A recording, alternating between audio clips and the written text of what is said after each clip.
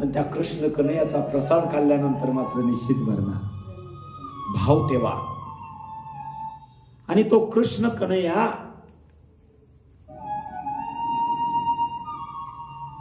ज्या ठिकाणी जन्मला ना त्या ठिकाणी आपल्याला जायचं आहे. या लीला तर इतके आहेत ना, आम्ही ज्यावेळी भागवत करतो ना त्या भागवतामध्ये अक्षरशः वेडं व्हावं लागतं. वेडं होतात कळत नाही. आम्ही बी आमचं भान विसरतो, तुम्हीही तुमचं भान विसरता. अशी ती गोड कथा आहे. ग्रंथ नव्हे हा कृष्ण, साक्षात तो कृष्ण आहे. त्याची कथा गाताना तो आनंद मिळतो, तो भाग्यात असणारालाच मिळतो. आणि आपण आता इथून मथुरेला जाणार. त्या मथुरेमध्ये कंसाची राजधानी मथुरा, उग्रसेन त्याचा पिता. आणि एक दिवस असं घडलं होतं, उग्रसेन राजा होता, मग चांगला इतका सात्विक सज्जन होता. मग का बरं असलं जन्माला आलं पोटी? त्याच्या पाठीमागची कर्म आहेत. कर्मयोगामध्ये आम्ही सांगतो असं झालं की त्या उग्रसेनाची पत्नी असताना, ती पत्नी आई जी होती कंसाची, ती रजस्वला असताना 4था दिवस होता. आणि अचानक काही राक्षसाने हल्ला केला, तिला पळवून नेला जंगलामध्ये. तिच्यावर अत्याचार झाला आणि तिच्यापासून, त्या राक्षसापासून हा गर्भ राहिला आणि म्हणून तो राक्षसी वृत्तीचा झाला. आणि तो कंस त्यानं काय केलं, ज्याची वृत्ती बिघडते ना तो आपल्या आई बापाचा विचार करत नाही. आताच्याही काळामध्ये वृत्ती बिघडणारीच पोरं आई बापाला बाहेर काढतात. आणि त्या कंसानं आपल्या आई वडिलाला सगळ्याला कारागृहात टाकलं. साधू संन्यासी ऋषी मुनींना कारागृहात टाकला आणि तो अत्याचार सगळ्यावर करू लागला, प्रजेला त्रास देऊ लागला. आणि त्यावेळी पृथ्वी माता म्हणते, देवा इतका अत्याचार आम्हाला सहन होत नाही, आता या तुम्ही. आणि ज्यावेळी अत्याचार वाढतो त्यावेळी देव अवतार घेतो. आणि तो अवतार जिथं घेतला तिथं आपल्याला जायचं आहे. आणि पुढं असं झालं की देवकी ही कंसाची बहीण आहे. वसुदेव आणि देवकीचं लग्न ठरलं. कंसानं ठरवलं. तसा तो काय गुण चांगले बी असतात माणसामध्ये, वाईट गुण जरी ज्यादा असले तरी एखादा तरी चांगला असतोच. लग्न ठरलं. आणि लग्न ठरल्यानंतर पुढं असं झालं, वरात निघाली मथुरेतनं. वाजत गाजत त्या वसुदेव देवकीची वरात निघाली. नवरा नवरी थाटात आहे. तेवढ्यामध्ये आकाशवाणी झाली. आणि त्या आकाशवाणीनं सांगितलं, अरे कंसा, तू जिची थाटामध्ये वरात काढतोय तुझी बहीण तुझ्या मेहुण्याची, पण तिच्या पोटी जन्माला येणारा बाळ तुला संपवणार आहे. अशी आकाशवाणी झाल्याबरोबर कंसाला राग आला. कंसानं लगेच तलवार काढली. क्रोधी माणसं कोण आहे पुढे विचार करत नाही. लगेच ती बहीण म्हणून तिचं लग्न करून थाटात वरात काढणाऱ्यानं लगेच तिच्या झिपऱ्याला धरलं आणि तिला मारायला तयार झाला. मारायला लागल्यावर वसुदेवानं सांगितलं, वसुदेवाची आणि कंसाची चांगली मैत्री बी होती. आणि कंसाला म्हणतात, अरे कंसा, त्या निष्पाप जीवाला कशाला मारतो? तिच्या पोटी येणाऱ्या बाळ तुला मारणार आहे ना, मग हिला मारून तुला काय मारणार? स्त्री हत्येचं पातक लागतं.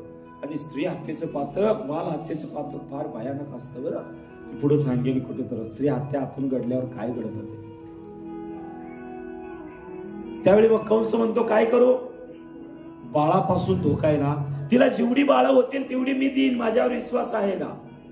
का विश्वास कंसाचा त्या वसुदेवावर होता.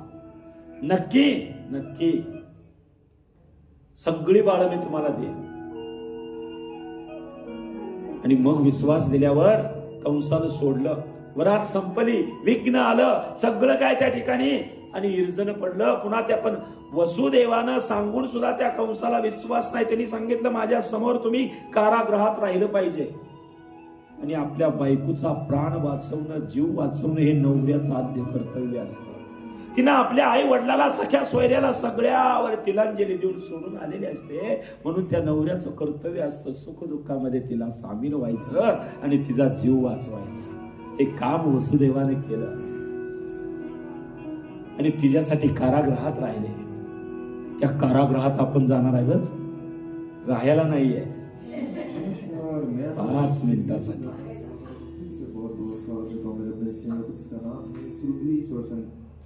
आणि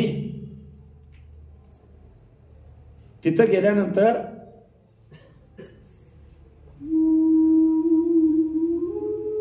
ज्या कारागृहामध्ये वसुदेव देवकीला कंसानं टाकलं, त्या कारागृहामध्ये 8व्या मुलापासून तुला मृत्यू येणार असं सांगितलं होतं. आणि त्याच वेळी त्या कंसानं टाकल्यानंतर तिथं मुलं झाली. थोडक्यात मी आठवतोय कथा लक्षात यावी म्हणून. मूल झालं का त्या ठिकाणी कंसाचे पारेकरी लगेच कळायचं, त्या वसुदेवानं न्यायचं आणि त्या कंसाकडे द्यायचं. आणि त्या कंसानं लगेच त्या लेकरांना मारायचं. पहिलं झाल्या दिल्यावर कंसाला ती लेकरू गोंडस बघितल्यावर दया आली. वसुदेवाला म्हणतात 8व्यापासून मी मरणार आहे ना, कशाला हे घेऊन जा. घेऊन चालल्यावर तेवढ्यात नारद आले. अरे कंसा, माघारी पाठवायला लागलाय, कदाचित हेच 8वं असलं तर. तसं कसं असेल?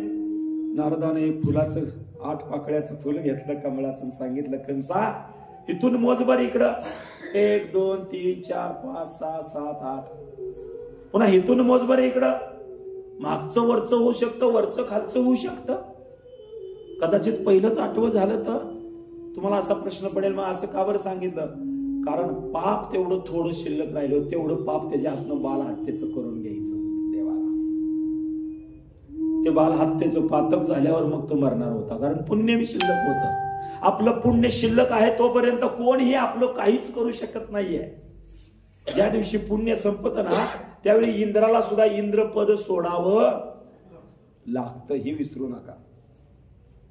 आणि पुढे असं झालं. तसं सांगितल्यावर त्या कृष्णाला कंसानं लगेच वसुदेवाला माघारी बोलवलं. त्या बाळाला धरलं, गरा फिरवलं, त्या शिळेवर आपटलं. ती शिळा हितच आहे. इथं बी अतिक्रमण झालं हो. त्याच असणाऱ्या मंदिरावर चबुतरा बांधलाय आणि मस्जिद केली. आपण हिंदू झोपल्यामुळं तेही बघायला मिळेल. आणि अशी एक एक एक एक एक 6 लेकरं मारून टाकली. आणि 7वं पुन्हा त्या मायेच्या आणि रूपामध्ये भगवंताने काय केलं, त्या मायेनं काढलं 7वा गर्भ. आणि त्या वसुदेवाची दुसरी पत्नी होती रोहिणी, ती तर गोकुळामध्ये नंदराजाच्या घरी राहत होती. आणि त्या नंदराजाच्या त्या रोहिणीच्या गर्भामध्ये टाकलं.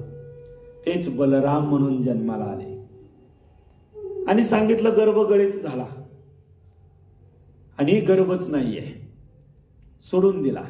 आणि ज्यावेळी 8वा गर्भ राहिला त्यावेळी पुढं असं झालं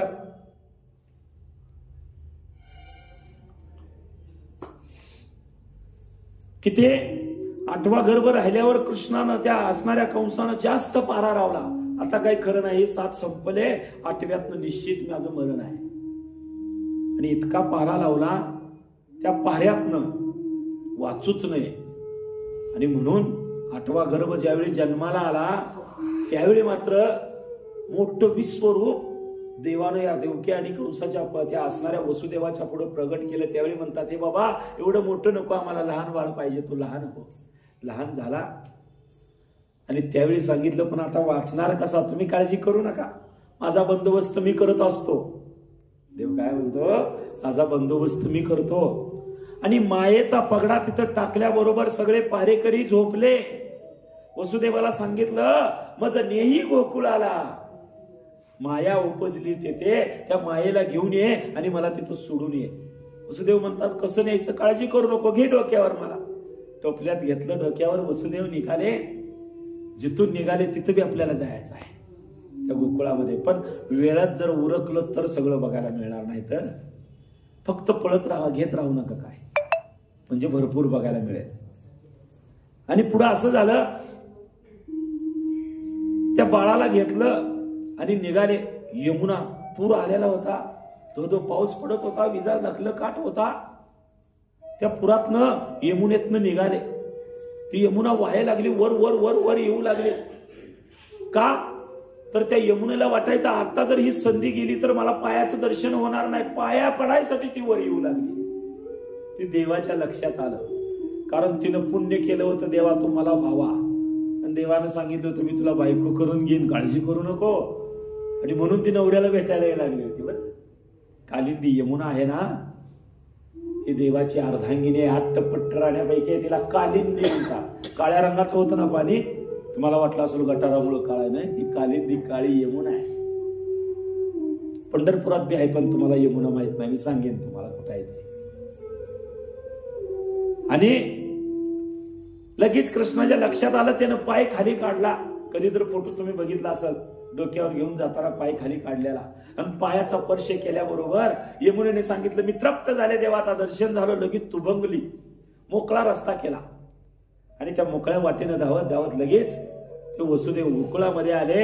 आणि तिथं यशोदेच्या ठिकाणी ती गरोदर होती, पण तिथं मुलगी झाली होती, माया जन्मली होती. त्या मायेला उचललं आणि तिथं त्या बाळाला ठेवलं. आणि वसुदेव निघून गेले. निघून गेल्यानंतर पुन्हा तिथं सगळे, पुन्हा जसंच्या तसं सगळे पहारेकरी जागे झाले, सगळे झाले. लगेच माया कालवा करायला लागली. पुरी नाही कालवा करतात हो, पण तो कालवा फार प्रेमाचा असतो. काही सांगावं वाटतं की त्यांच्या बरोबरच आपण आणि आनंद घेत राहावा. त्या मुलींबरोबर कुठल्याही बापाला वाटतं आपल्या मुली जवळ असाव्या, तो आनंदच वेगळा आहे, कलकला. आणि ही मुलगी कालवा करायला लागली. लगेच कंसाला कळालं, जन्मलं जन्मलं, पळा पळा पळा पळा. कंस पळत धावत आला, बेड्या लगेच तोडल्या, त्या बाळाला घेतलं. बघतो तर मुलगी आहे, नाही कदाचित पुन्हा मुलगा होईल, मला मारल. घराघरा फिरवून मारायला शिळेवर आपटणार, त्यावेळी त्याच्या हातातून ती सटकली. माया कुणाच्याच हातामध्ये राहत नाही. ज्याच्यावर जास्त जीव लावतो ना, मी परवा सांगितलं, ते कधी हातातून निघून गेलेलं असतं कळत नाही. संसारावर लय जीव लय प्रेम केलं ना, ते मरतं त्यावेळी सगळं काहीच नाही जात. लय अवस्था बेकार होऊन मरतं. जे लय संसारात अडकतं ते शेवटच्या क्षणी त्याला काहीच मिळत नाही. म्हणून थोडं थोडं वय झालं का सोडायचं, पोरांकडे जाऊ द्या म्हणायचं, बाहेर यायचं. आणि शेवटपर्यंत जे अडकतं ना, ते कुठेतरी टुपुक दिशी मरतं, त्याला काहीच मिळत नाही. आणि त्या कंसाच्या हातातनं सुटले आणि त्याने सांगितलं, अरे मला काय मारणार, तुला मारणारा तर अगोदरच जन्माला आलाय. गेली निष्ठूर. कंस तेव्हापासून हसायला वैरा झाला आणि तो जन्मलेला या गोकुळामध्ये वाढू लागला. गोकुळात वाढता वाढता त्यानं आता फार मोठी कथा आहे, सगळं सांगत नाही. आणि त्या कृष्णानं त्याच्यासाठी अवतार घेतला, त्याला संपवला, सगळ्या या राज्याला सुखी केलं. आणि सुखी केल्यानंतर सगळीकडे आनंदी आनंद झाला. कंस राजा त्या ठिकाणी मरून गेला. ती मेल्यानंतर मामा होता, पण काय करता, चुकीचा होता. चुकीच्या मामाच्या संपर्कात भाच्याने राहून हे शास्त्र सांगतं. आणि पुढे असं झालं, ते मथुरेतलं संपलं. मग त्या ठिकाणी जन्म झाला ना, त्या ठिकाणी आपल्याला जायचं आहे. तिथलं दर्शन करून आलं आता इथून